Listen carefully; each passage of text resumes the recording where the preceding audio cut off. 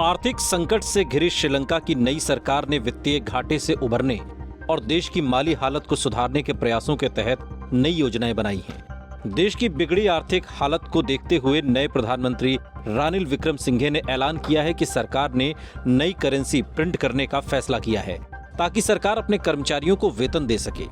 इसके साथ ही सरकार राष्ट्रीय एयरलाइंस को भी का मन बना चुकी है।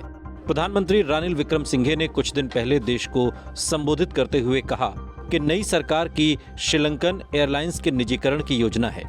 उन्होंने बताया कि श्रीलंकन एयरलाइंस को मार्च 2021 को समाप्त हुए साल में 45 अरब रुपए का घाटा हुआ है।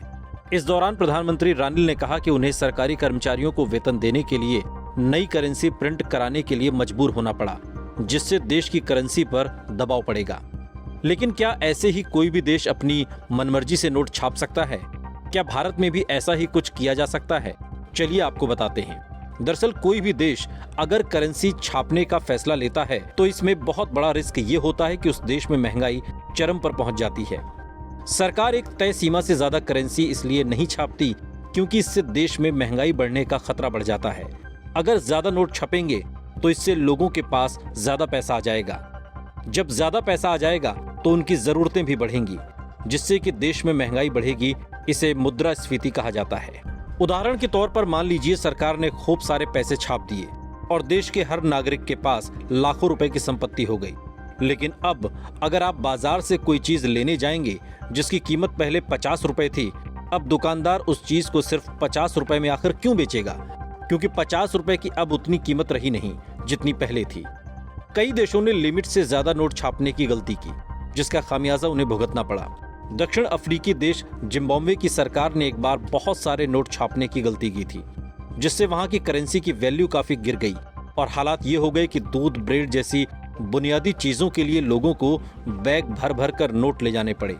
इसके अलावा फर्स्ट वर्ल्ड वॉर के दौरान जर्मनी ने भी इस गलती को किया और युद्ध के हालात के दौरान विदेशी मुद्रा को खरीदने के लिए ज्यादा संख्या में करेंसी छाप दी। इसका असर ये हुआ कि जर्मनी की अर्थव्यवस्था बदहाली के दौर में पहुंच गई।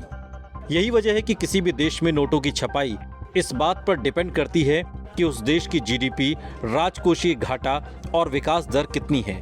इन सभी बातों को ध्यान में रखते हुए ही देश की सरकार और केंद्रीय बैंक इस बात का फैसला करते हैं कि कब और कितने नोट छापे जाने हैं। भारत में करेंसी छापने का अधिकार आरबीआई यानी रिजर्व बैंक ऑफ इंडिया के पास है। आरबीआई नोट छापने के लिए मिनिमम रिजर्व सिस्टम का पालन करता है। ये नियम साल 1956 में बना था। रिजर्व बैंक को नोट प्रिंट करने के लिए न्यूनतम 200 करोड़ रुपए का रिजर्व हमेशा अपने पास रखना होता है। इसमें 115 करोड़ रुपए के गोल्ड और 85 करोड़ रुपए की विदेशी करेंसी रखनी जरूरी होती है। वहीं श्रीलंका की बात करें तो वहां आर्थिक हालात बिगड़ते जा रहे हैं। फिलहाल देश को अगले कुछ दिनों में 7.5 करोड़ डॉलर की जरूरत है। इसके अलावा वो 2 विदेशी कर्जों को भी नहीं चुका पाया है, जिसकी वजह से देश पूरी तरह से दिवालिया हो गया है। इस वीडियो पर आपकी क्या प्रतिक्रिया है? कमेंट सेक्शन में हमें जरूर बताइएगा। साथ ही देश और दुनिया की तमाम बड़ी खबरों के लिए देखते रहिए आज तक।